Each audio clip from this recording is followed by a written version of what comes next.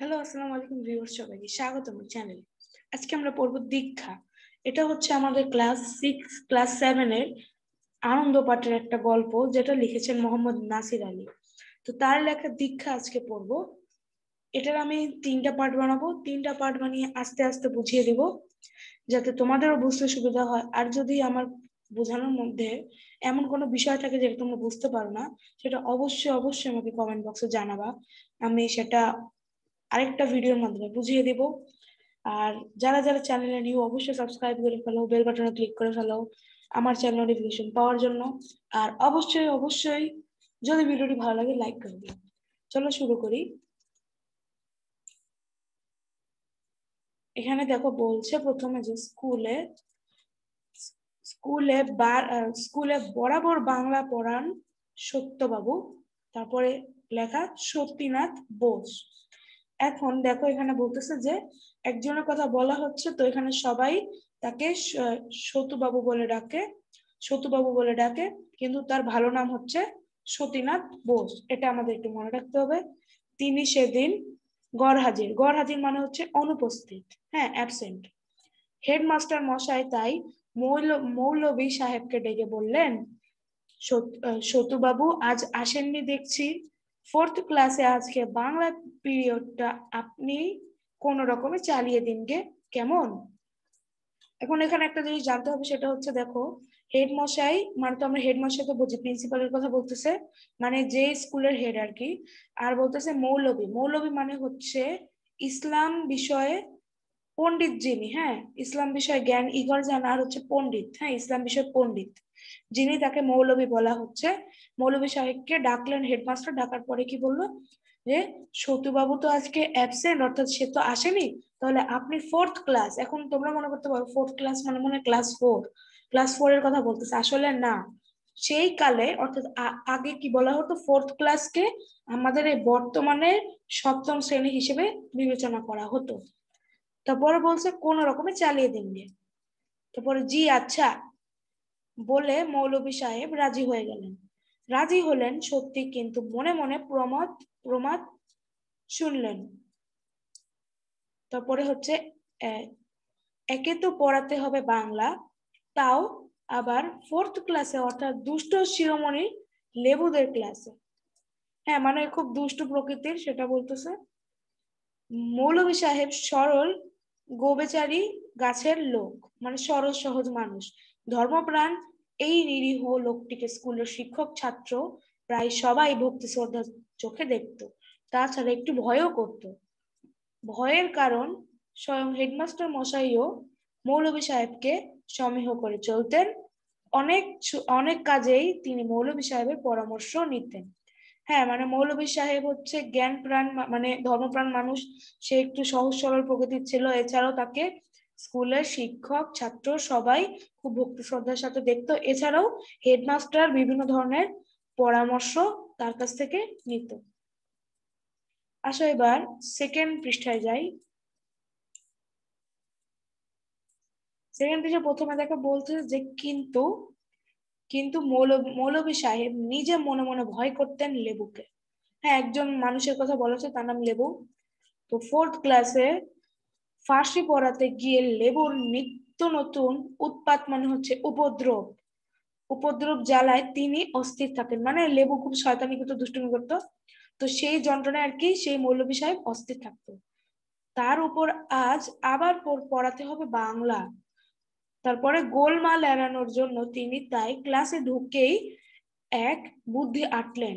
আচ্ছা দেখো তো, আমাদের যে গল্পটা, গল্পের নামটা কি? গল্পের নামটা কিন্তু দীক্ষা। দীক্ষা মানে কি জানো? দীক্ষা মানে হচ্ছে শিক্ষা। কারণ গল্পের টাইটেলটাই অর্থ যদি আমি না বলি তাহলে হলো কি?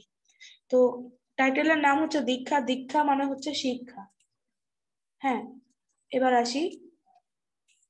তো দেখো, গোলমাল এড়ানোর জন্য তিনি তাই ক্লাসে ঢুকেই এক বুদ্ধি আঁটলেন।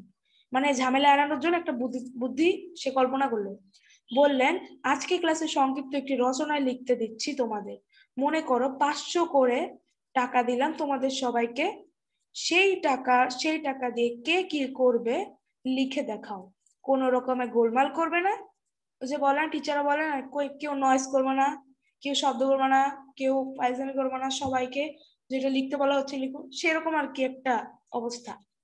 তো কোন রকম গোলমাল করবে না, মানে বাচ্চারা যাতে বদমাইশি না করে, তো ওদেরকে চুপ করায় রাখার জন্য কি বলছে যে 500 শব্দের একটা রচনা লিখতে দিতে বলতেছে। আর সেটা টপিক কি, সেটা টপিক হচ্ছে 500 শব্দের না, সংক্ষিপ্ত একটা রচনা লিখতে বলছে, কিন্তু হচ্ছে 500 টাকা করে দিলাম। টাইটেল হচ্ছে যদি আমি তোমাদের 500 টাকা করে দিই তোমরা কে কি করবে সেটা বিষয়ে একটা সংক্ষিপ্ত রচনা লেখো। তো খাতা পেন্সিল নিয়ে রচনা লেখায় মনোযোগ দিল সবাই। লেবু এক কোণ থেকে উঠে বলল, 500 করে প্রতিজনকে দিলে সে যে অনেক টাকার ব্যাপার স্যার, 2-5 হাজারে কুলাবে না। এত টাকা দিয়ে ফেলবেন না, ফেলবেন, এত দিয়ে টাকা ফেলবেন স্যার, কিছু কমিয়ে দিলে ভালো হতো। মানে ও মনে করছে যে যদি 500 টাকা সত্যি সত্যি দেয় তাহলে তো এখানে শুধু লেবু ছাড়া অনেক স্টুডেন্ট রয়েছে, লেবু হচ্ছে একটা স্টুডেন্টের নাম, তো ও খুব দুষ্টুমি করে। তখন বলতেছে যে এতগুলো স্টুডেন্ট আছে, যদি পারকে মানে পার্সন যদি 5,000 করে দেয়, 5,000 না 500 টাকা, হ্যাঁ, তো 500 টাকা করে যদি দেয় তাহলে অনেক টাকার ব্যাপার হয়ে যাবে, সেটা বলতেছে। তারপর বলছে যে একটু কমিয়ে দিন, তাহলে সবাইকে দেওয়া যাবে। তো লেবুর এ অবাস্তব উক্তিতে মৌলভী সাহেব মনে মনে রেগে গেলেন। বাইরে তো প্রকাশ করেন না, প্রকাশ প্রকাশ না করে বললেন, যাকে বলে যাকে বলে হোপলেস, হোপলেস ছেলে মানে আশাহীন, হ্যাঁ হোপলেস ছেলে তো আমরা বুঝি, তুমি হয়েছে তাই, বললে বললেই কি আর দেওয়া হলো, বললাম তো মনে করে নাও 500 করে টাকা তোমরা পেলে। এখন হচ্ছে ও যে বললো যে একটু কমাই দেন তাহলে সবাইকে দেওয়া যাবে ভালো মতো করে, আপনারও কম টাকা খরচ হবে। তখন সে বলতেছে একটা হোপলেস ছেলে আর কি, এই ছেলেটার মাথায় গন্ডগোল নাকি, মানে আমি বুঝাচ্ছি, হ্যাঁ ছেলেটার কি মাথায় গন্ডগোল আমি, তার আবার মানে মৌলভী সাহেব কি আবার খুব রেগে গেল ওই কথাটা শুনে। হ্যাঁ, তাদেরকে কিন্তু বলছিল যে ধরে নাও, ধরে নিয়ে রচনা লিখো। তো ও মনে করছে সত্যি সত্যি দিবে বা এরকম কল্পনা করছে। তো তখন হচ্ছে রেগে গেছে মৌলভী সাহেব, যে বলতেছে যে আমি শুধু দেওয়ার কথা বলেছি, সত্যি সত্যি কি দিব নাকি, যা মনে মনে মানে মনে করে নাও, 500 টাকা করে তোমরা পেলে, এটা শুধু তোমাদের বলেছি আমি। তারপর বলতেছে ওহো, ও ওহো মানে ও, তাই বলুন, মনে করতে হবে 500 করে টাকা আপনি দিলেন, বেশ বেশ মানে ভালো। এটা কে বললো, এটা ওই যে ওই লেবু বলতেছে। তো বলে লেবু 1 মিনিটে কি যেন লিখে খাতা উল্টে রাখলো। মৌলভী সাহেবের তার দৃষ্টি এড়ালো না। ঘন্টা বাজবার আগেই সবার রচনা লেখা শেষ হলো। মৌলভী সাহেব খাতা দেখতে লাগলেন। কেউ লিখেছে টাকা পেয়ে ব্যবসা করবে, কেউ দান করবে, কেউ কেউ লিখেছে গায়ে স্কুল করে দেবে, গরিব ছেলে মেয়েরা সেখানে বিনা বেতনে পড়বে। কিন্তু লেবু লিখেছে চমৎকার, মানে অর্ডিনারি বিভিন্ন বিষয় আর কি লিখেছে, যেগুলো কমন মানুষ লিখছে। তবে বলছি কিন্তু লেবু লিখেছে চমৎকার, ও অন্য একটা বিশেষ জিনিস লিখলো, সেটা কি এখন আমরা জানবো। দেখো, 2-4 কথায় রচনা তার শেষ। লিখেছে, কম টাকা হইলে বিশেষ চিন্তা ভাবনা করিয়া খরচ করিতাম, 500 টাকা পাইলে নিশ্চিন্তে পায়ের উপর পা তুলিয়া বসিয়া খাইবো। মানে ওরটা হচ্ছে সবচেয়ে আলাদা, এটা হলো তার চিন্তা ভাবনা।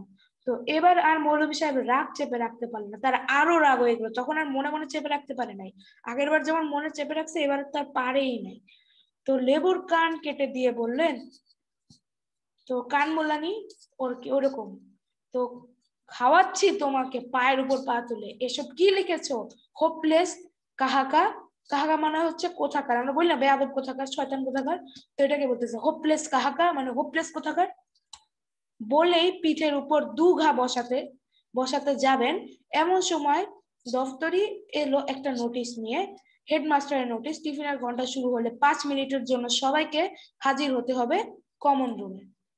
একটা নোটিশ নিয়ে আসতো দপ্তরি। তো বলছে লেবুকে রেহাই দিয়ে মৌলভী সাহেব ছেলেদের নোটিশ মর্ম বুঝিয়ে দিলেন। ওই নোটিশটা পড়ে আর কি বুঝাই দিল যে কি কি কি নোটিশটা আসছে প্রিন্সিপালের অর্থাৎ ওই হেডমাস্টারের পক্ষ থেকে। তারপরে টিফিনের ঘন্টায় প্রায় সবাই এসে জড়ো হলো কমন রুমে। ওই যে নোটিশ অনুযায়ী হেডমাস্টার মশাই বলতে লাগলেন, চণ্ডীতলা ঘোষদের বাড়ির পাঠশালার বৃদ্ধ পণ্ডিত মশাই বামাপদ বাবুকে তোমরা সবাই জানো আশা করি। তোমাদের এগুলো আর কি ইয়ে বলতেছে হেডমাস্টার, ওই সবাইকে বলতেছে আর কি স্টুডেন্টদের। তো তোমাদের অনেকেই অনেকেই তার ছাত্র, তার পাঠশালায় পড়ে এখানে এসেছো, কিন্তু বড় দুঃখের বিষয় তিনি তোমাদের নামে আজ এক গুরুতর অভিযোগ করে পাঠিয়েছেন। তোমরা নাকি তার ছাত্রদের অহেতুক ঠাট্টা বিদ্রুপ করো।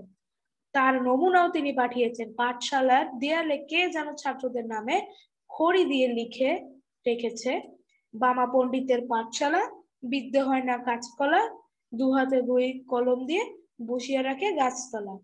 মানে বুঝতে পারছি এই 4টা লাইনের মানে কি? বলতেছে যে বামা পণ্ডিতের পাঠশালা, মানে ওই পণ্ডিতের এই পাঠশালাটা, সে পাঠশালাটার মালিক হচ্ছে, মানে পাঠশালাটার যে পণ্ডিত, সে পণ্ডিতের নাম হচ্ছে বামা। এই যে আমরা এখানে দেখলাম বামা পদ বাবু, মানে বামা পদ, হ্যাঁ। তো ওখানে সংক্ষেপে বলতেছে যে বামা পণ্ডিতের পাঠশালা।